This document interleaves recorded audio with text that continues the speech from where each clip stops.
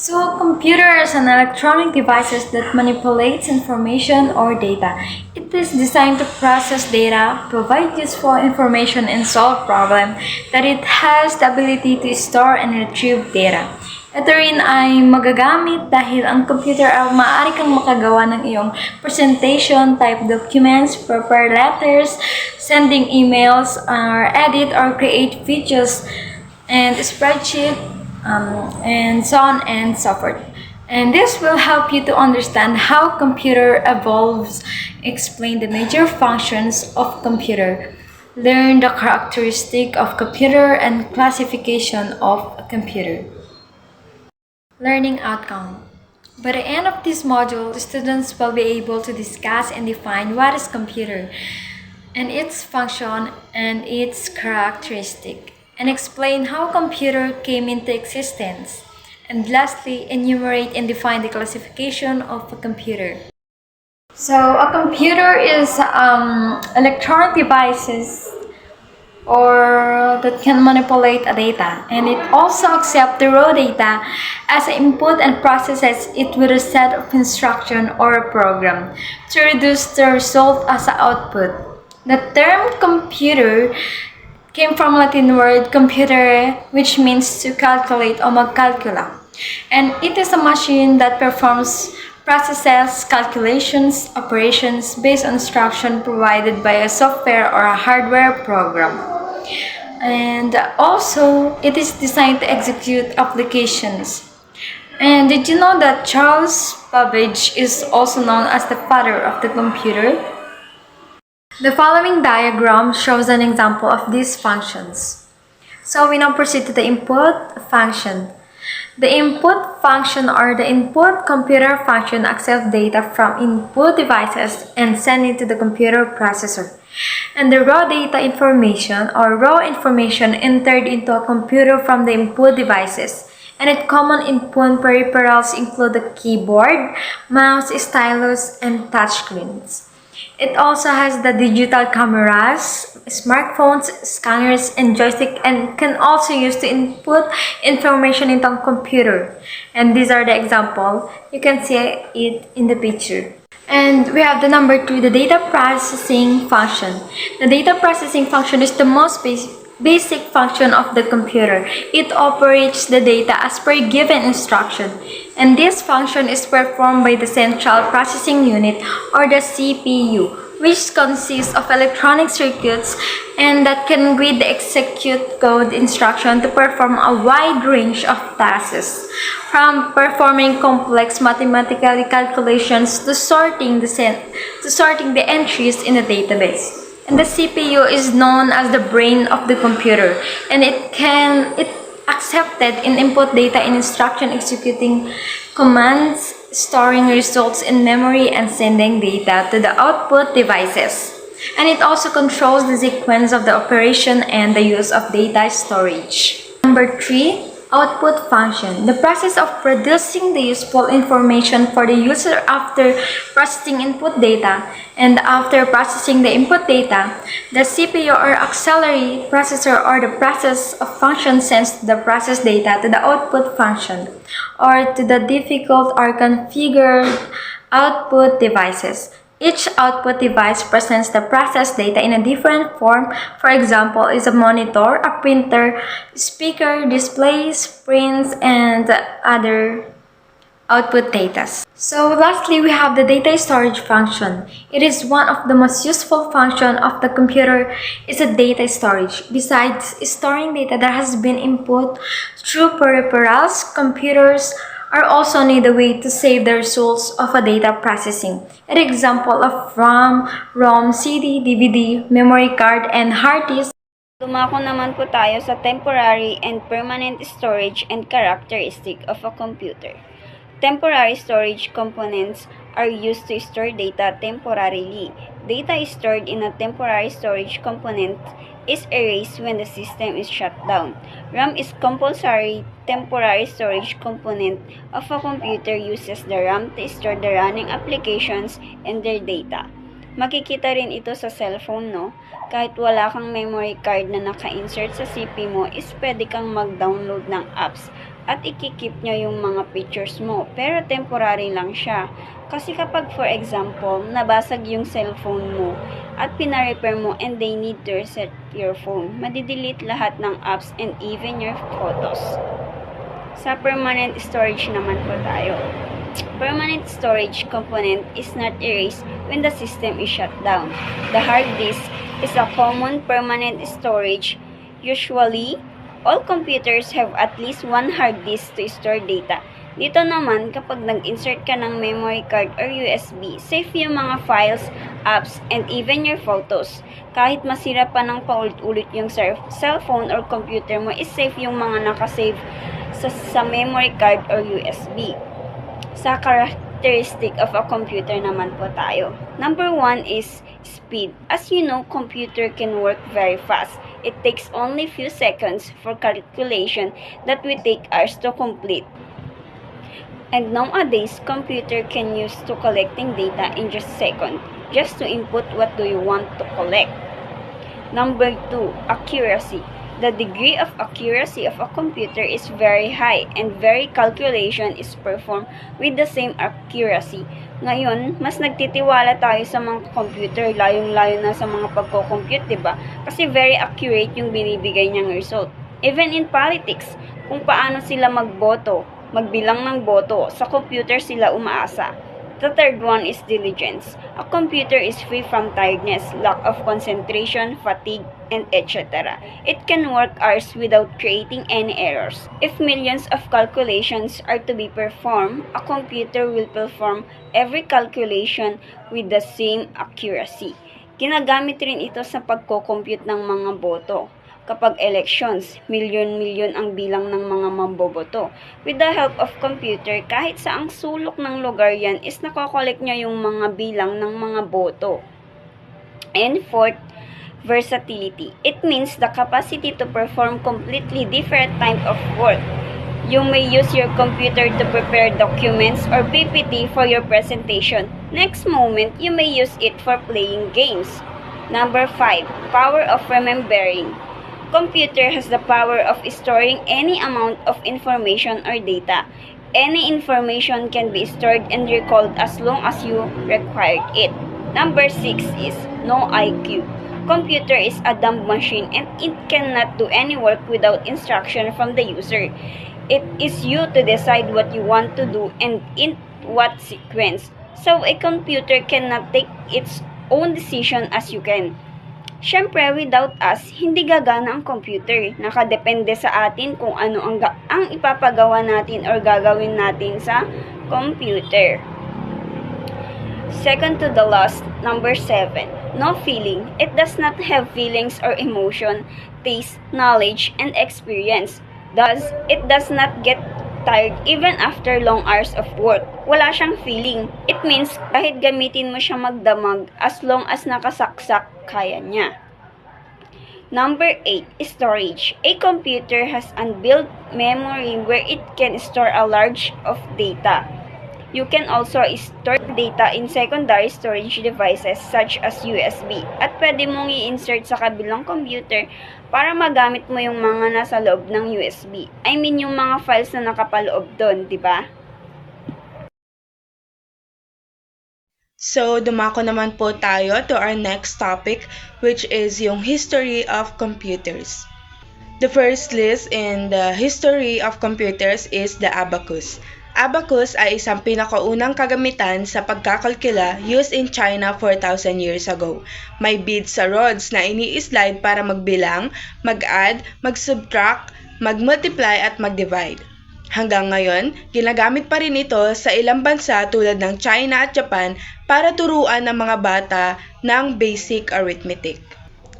Pangalawa naman ay ang Napier's bones. Ang Napier's bones ay ginawa ni John Napier noong 1600s. Ito ay isang set ng rods na may nakaukit na numbers. Ginagamit ito sa multiplication at division sa pamamagitan ng pagtutugma ng numbers sa rods. Isa rin ito sa mga unang nagpakilala ng decimal point para gawing mas madali ang calculations. Ang pangatlo naman is ang Pascaline, isang mechanical calculator na ginawa ni Blaise Pascal noong 1642 to 1644 para matulungan ang kanyang ama sa pangongolekta ng buwis. Gumagamit ito ng gears at dial para mag-add at subtract, ngunit hindi kayang mag-multiply o mag-divide. Isa ito sa unang hakbang patungo sa automated computing. Ang pang-apat naman ay ang step reckoner na inimbento ni Gottfried Wilhelm Leibniz noong 1673 bilang mas advanced na version ng Pascaline. Gumagamit ito ng fluted drums at isang crank para makagawa ng basic arithmetic operations tulad ng addition, subtraction, multiplication at division. Ang panglima ay ang difference engine na idinisenyo ni Charles Babbage noong 1820s para otomatikong magkalkula ng mathematical tables, particular na ang logarithm tables, pero hindi ito natapos. Ito ang naging basehan ng mas advanced na computing machines. Ang pang-anim naman ay ang analytical engine. Ito ay mas advanced kaysa sa difference engine na ginawa rin ni Babbage noong 1830s. May kakayahang magsagawa ng anumang mathematical computation gamit ang punch card. Ito ang unang konsepto ng programmable computer, ngunit hindi rin ito natapos sa panahon niya. 7 is a tabulating machine na ginawa ni Herman Hollerith noong 1890 para mapabilis ang pagproseso ng data gamit ang punch card. Ginamit ito sa US Census ng 1890 at naging daan para mabuo ang IBM o International Business Machine. Number 8 is the differential analyzer, unang electronic computer na binuo ni Vannevar Bush noong 1930. Gumagamit ito ng vacuum tubes at gears para mag-solve ng complex differential equations. Isa itong analog computer na ginagamit sa siyentipikong pagsusuri at engineering calculations. Ang panghuli naman ay ang Mark I. Ginawa ni Howard Aiken at IBM or International Business Machine Corporation noong 1944. Ito ang unang full-scale programmable digital computer.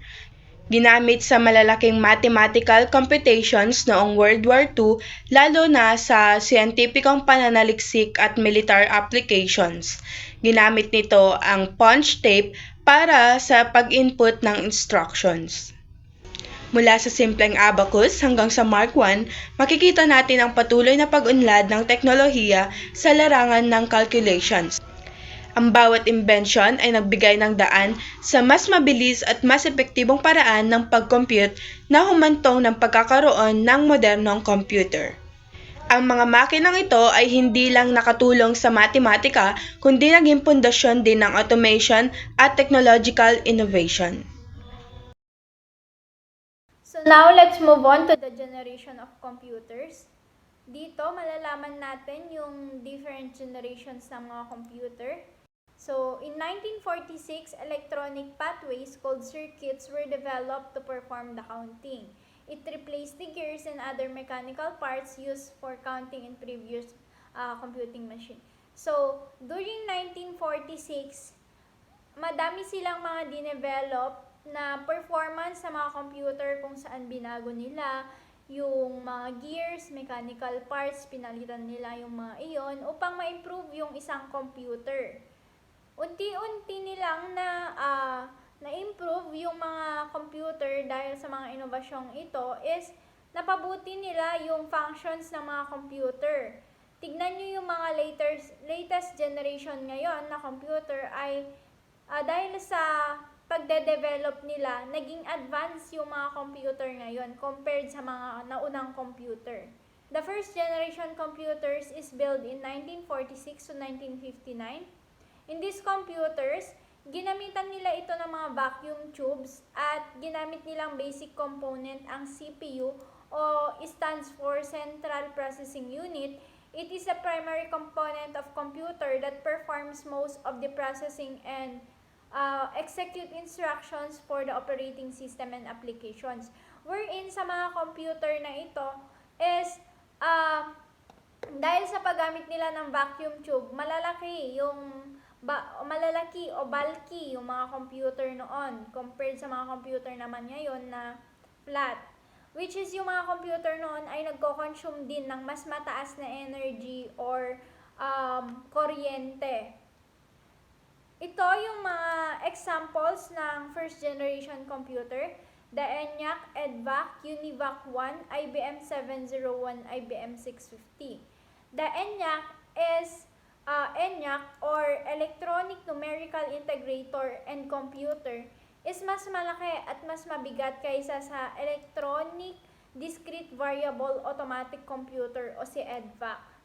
Mas advanced naman yung disenyo ni EDVAC compared kay ENIAC. Si UNIVAC ay ginamit naman sa pangalakal at mas nagkakaroon siya ng problema dahil sa vacuum tube na ginamit sa kanya.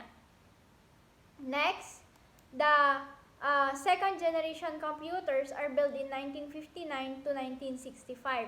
These computers use transistor which were cheap, compact, and consuming less power. Wherein sa mga computer na ito is ginamitan nila ng mga transistor para mas mabilis kaysa sa mga first generation computers. Ginamitan ito ng transistors para mas mura, mas compact, mas mababa mag-consume ng energy. At kaysa sa mga vacuum na malakas mag-consume ng energy. Ito rin ay mas mabilis kaysa sa unang generations. Dito, mababasa natin yung assembly language and programming languages like COBOL and Fortran na ginamit nila, which is COBOL stands for Common Business Oriented Language, which include the usage of numbers and letters. Ginamit para sa pangalakal at pang-administrasyon. Yung Fortran naman ay Formula Translating System na programming language ginamit para sa pang-agham na may expression na pang-matematika. These are the examples or popular examples of second generation's computers are IBM 1620, IBM 794, CDC 1604, CDC 3600, UNIVAC 1108. Next, third generation computers are 1960, in between 1960 to 1970. They use integrated circuits in these computers. Dahil sa paggamit nila ng integrated circuits instead of transistors, naging mas mabilis yung mga computer ng third generation at mas powerful kaysa sa mga naunang generation. Mas maliliit na rin sila at mas less mag-consume ng power at nagtatagal. Ginamitan ito ng integrated circuits na mas compatible kaysa sa mga transistors. Ito ay naging mas mabilis kaysa sa transistors na kung saan yung ICs ginamit sa pagde-develop ng modernong computer. Kaya dito, yung mga third generation computer ay mas naging efficient dahil dito ginamitan ito ng processing, remote processing, time sharing, multi-programming at mas mabilis para mas maging mabilis or madali yung proseso or access sa mga information or data. These are the examples of third generation computers: the IBM 360 series, Honeywell 6000 series, PDP personal data processor, IBM 370 or 1680 DC 316. Ang IBM 360 series almost same sa functions sa IBM 620 pero higit na mas mabilis yung proseso nito. Honeywell 6000 series mas malawak ang memory at capacity na mag-collect ng mga data. PDP, Personal Data Processor, mas applicable dahil dito mas maliit dahil ito ay mas maliit at mas magandang gamitin sa pag-process ng mga data, sa pag-input, output, at maghanay ng mga result kung saan may kakayahan din itong mag-retrieve ng data. Next, fourth generation computers. They are built in 1971 to 1980. These computers use a very large scale integrated circuits kung saan itong VLSI na ito is nagko-contain siya ng million of transistors. Cheap lang siya pero nagko-contain siya ng million of transistors na kung saan is etong computer na ito ay ginamit sa fourth generation computer para mas maging compact, powerful, fast, and affordable yung functions at yung computer. Ginamitan ito ng VLSI o Very Large Scale Integrated Circuits, which improve the design and functions. Ito na nga yung sinabi ko kanina. Which, with the use of VLSI circuits, make the computer process information faster and more efficiently. The VLSI, ang VLSI ang naging pundasyon or foundation para ma-build nila yung mga modernong computer na nagagawa niyang maging advanced or advanced yung katangian nito na maaari kang mag-multitask.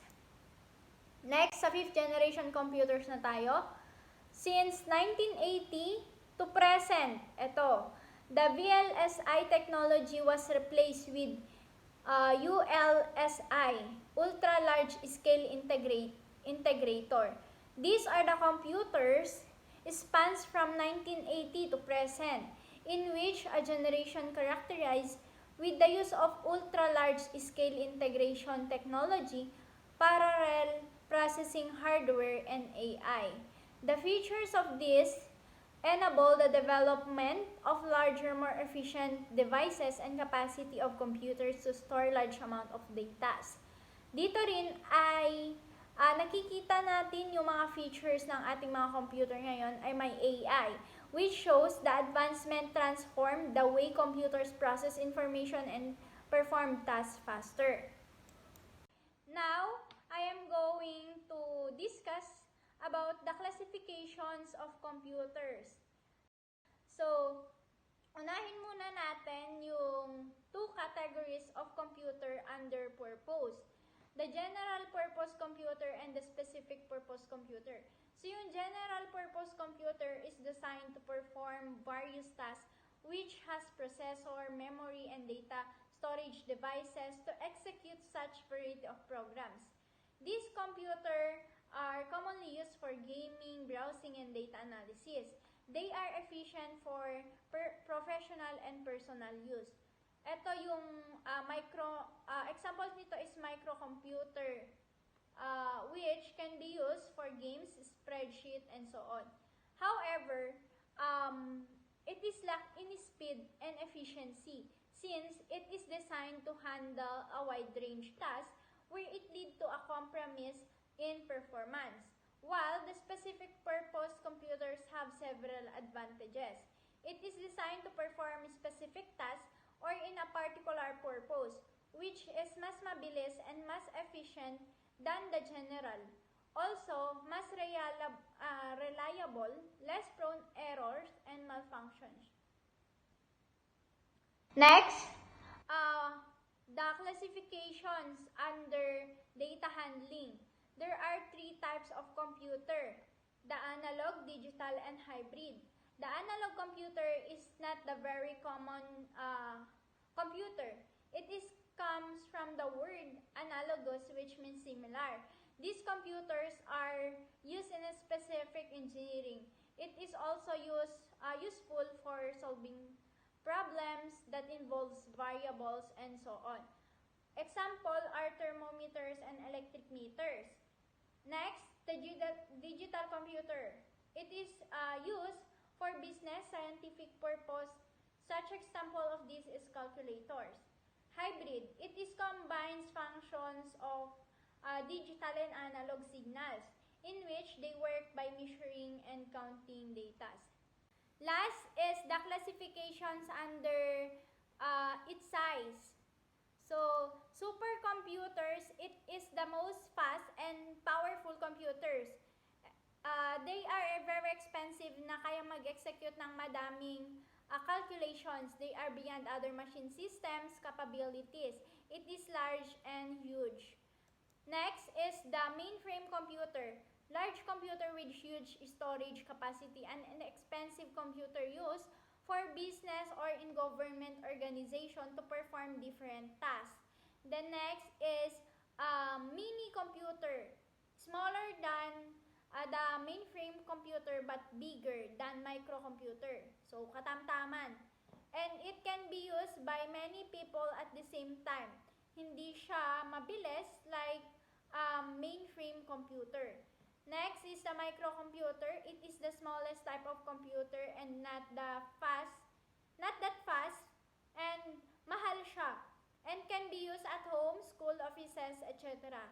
It can serve one person at a time na kung saan masasabing ito ay hindi siya pang kalahatan. Kumbaga, hindi siya pang madami, pang isang tao lamang.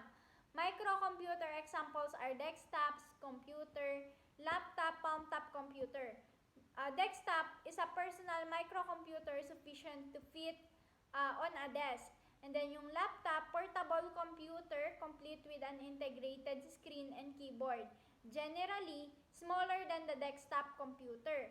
The palm-top computer, hand size, computer on keyboard, no keyboard, but the screen serve as an input and output device. Last is workstations.